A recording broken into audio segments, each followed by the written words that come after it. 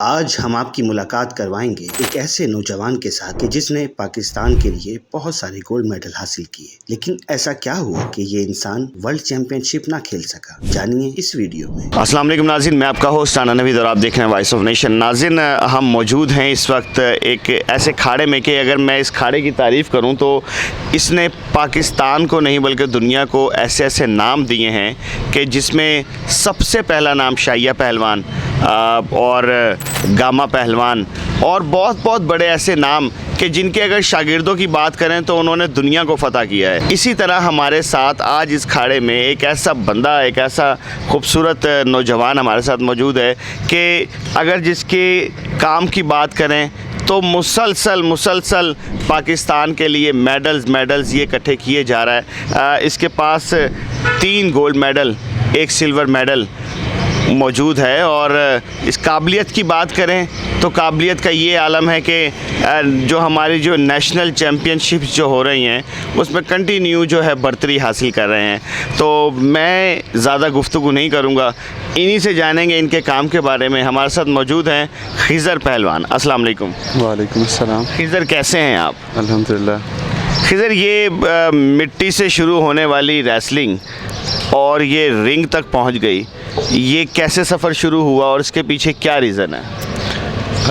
छोटे होते से क्या कहते हैं, पहले तो फ़िज़िकल एक्सर्शन का शौक़ था और वैसे तो शौक़ इसी चीज़ का था, MMA का ही शौक़ था, लेकिन जो क्लब्स हैं वो अप्रोच में नहीं थे। दूसरा, मेरे भाई जो हैं राशिद गुजर पहलवान, वो क्या कहते हैं माशाल्लाह मिट्टी के बड़े पहलवान हैं, तो अखाड़े जो हैं वो घर के पास पड़ते थे और रेसलिंग घर की थी, तो फिर रेसलिंग स्टार्ट कर दी और उसी में क्या कहते हैं काफ़ी टाइम लगा।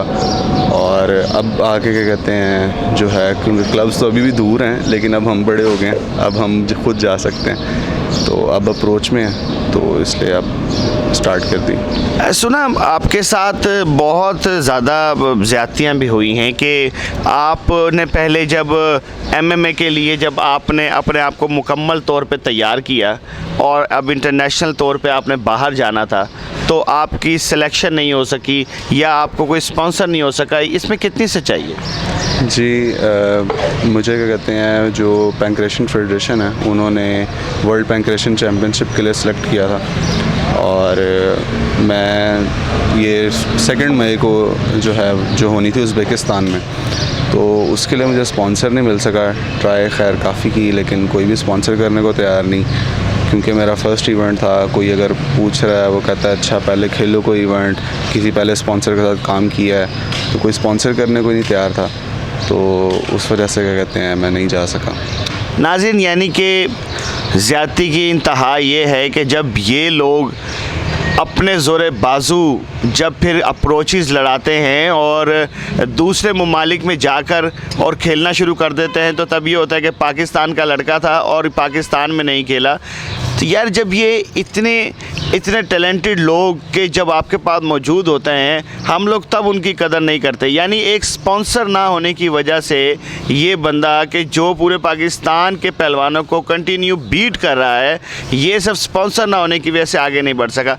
एक और चीज़ सुनने को मिली है कि अभी आपने बॉक्सिंग के ट्रायल दिए और बॉक्सिंग के ट्रायल में आप सरे फहरिस्त रहे, क्लब के तौर पे भी आपको ओके कर दिया गया, नाम भी आ गया, तो आगे क्यों नहीं जा सके?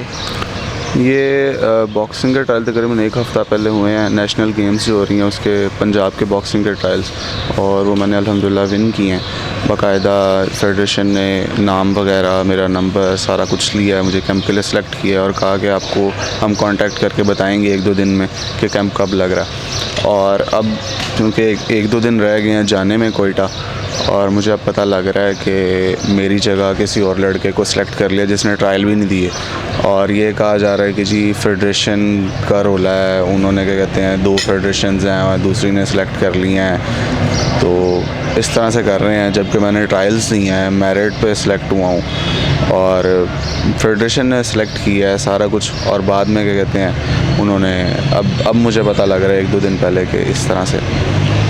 खिज़र, हमारी दुआ है कि आप पाकिस्तान का नाम रोशन करो और पाकिस्तान के लिए ढेर सारे मेडल्स और ढेर सारे जो ट्रॉफ़ीज़ हैं वो आप लेकर आओ। मुझे ये बताओ कि क्या क्या कुछ जीता है अब तक, किस तरीके से जीता है, वो भी आवाम जानना चाहती है। मेरे पास अल्हम्दुलिल्लाह ग्रैपलिंग के 3 गोल्ड मेडल्स हैं और उसके अलावा MMA नेशनल सिल्वर हूँ मैं, फिर जुजुत्सु नेशनल गोल्ड हूँ और उसके अलावा रेसलिंग में मल्टीपल अचीवमेंट्स हैं। मैं पढ़ता भी हूँ और इंटरवर्सिटी लेवल पे, इंटर कॉलेजेट लेवल पे मेरे पास रेसलिंग में कई गोल्ड हैं। तो ये मेरी कुछ रीसेंट अचीवमेंट्स हैं। बहुत अच्छी बातें हैं ये कि आप अचीवमेंट पे अचीवमेंट दे रहे हैं। अच्छा ये बताएं, ये मिट्टी की रेसलिंग में और रिंग की रेसलिंग में कितना फ़र्क है और क्या फ़र्क है?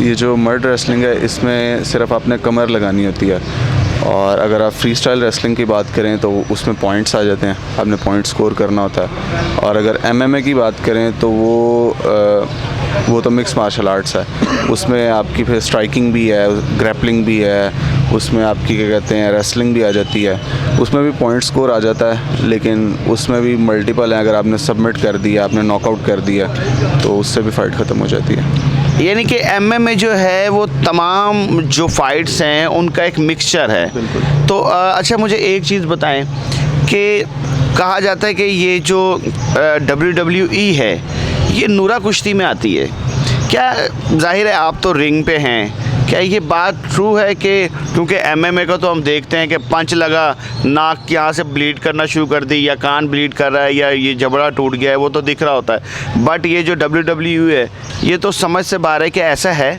WWE तो वो तो स्क्रिप्टेड होती है। अच्छा। बाकायदा जो MMA है उसकी जितनी भी लीग्स हैं इंटरनेशनली या यहाँ पे भी जो लोकली भी हो जाता है, वो तो आप एक ऑक्टागन में बंद हो और उसमें फ़ाइट हो रही है और वो तो 100% जेन्युइन है।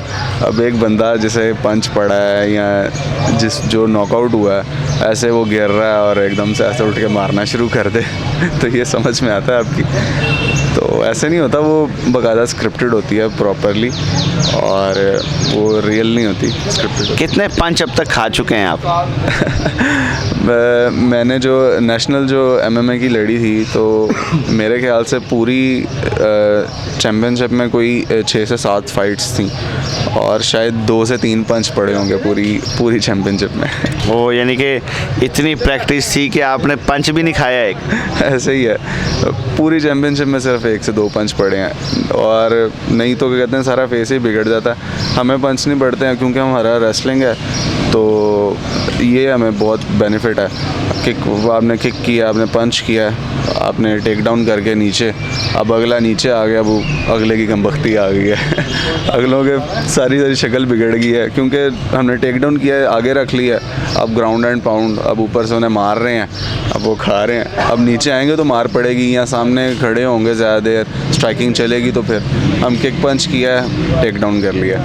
यानी कि जो आपकी रेसलिंग है ये आपको आपके फ्यूचर में आगे आने वाले वक्त में बहुत ज़्यादा फ़ायदा दे रही है क्योंकि आप रेसलिंग मुकम्मल तौर पे आप सीखे हुए हैं और MMA की भी मुकम्मल तैयारी की हुई है आपने। जो फाइट्स जो है ये मुझे बताएं कि इसमें कितना ख़तरा होता है? ख़तरा तो क्या कहते हैं इसमें खैर काफ़ी होता है, यानी काफ़ी सारे फाइटर्स हैं जिनकी केज में डेथ भी हो जाती है। उसके अलावा बाकायदा एक कॉन्ट्रैक्ट साइन होता है कि अगर आपको कोई इंजरी हो जाती है, अगर डेथ हो जाती है तो जो ऑर्गेनाइजेशन है या जो फेडरेशन है जो इवेंट करवा रहे हैं वो ज़िम्मेदार नहीं होंगे। तो ख़तरा तो खैर इसमें काफ़ी है। क्या आगे करना चाह रहे हैं, आगे की क्या प्लान है और क्या चाहते हैं हुकूमत से और उन इदारों से कि जो इन तमाम चीज़ों के सरपरस्त हैं उनको क्या पैगाम देना चाहेंगे?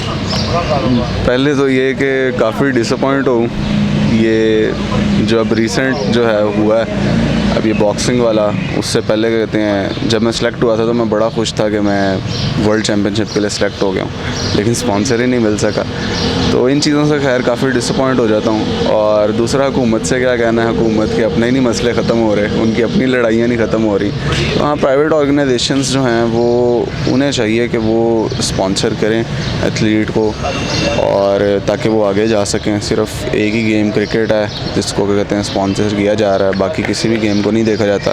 बाकी भी जो गेम्स हैं उसमें टैलेंट है, लोग क्या कहते हैं आगे जाने वाले हैं। और मेरे ख्याल से जो प्राइवेट प्राइवेट ऑर्गेनाइजेशंस हैं, इंडिविजुअल्स हैं, कंपनीज़ हैं, ब्रांड्स हैं, उन्हें चाहिए कि जो है बाकी जो एथलीट्स हैं उन्हें भी देखें और पाकिस्तान के सरमाए को ज़ाया ना करें।